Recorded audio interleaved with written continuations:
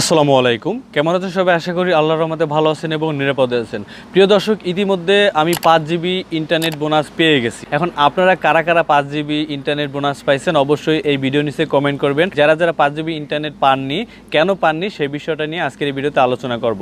প্রিয় দর্শক, ইতিমধ্যে আমাদের মোবাইলের যে ডাটা আছে, ইন্টারনেট যে ডাটা আছে এবং ব্রডব্যান্ড ইন্টারনেট আছে, দুটোই কিন্তু চালু করে দিয়েছে। চালু করে দেওয়ার সাথে সাথে সব সিমে কিন্তু 5 GB করে ইন্টারনেট বোনাস দিচ্ছে।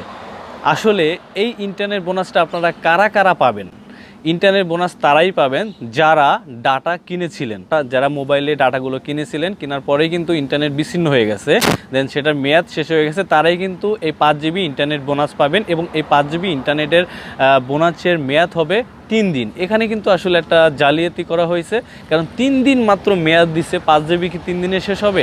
এরই মধ্যে কিন্তু আবার একটা সমস্যা, সেটা হলো ইন্টারনেট স্লো কাজ করছে, ইন্টারনেট ভালোভাবে কাজ করতে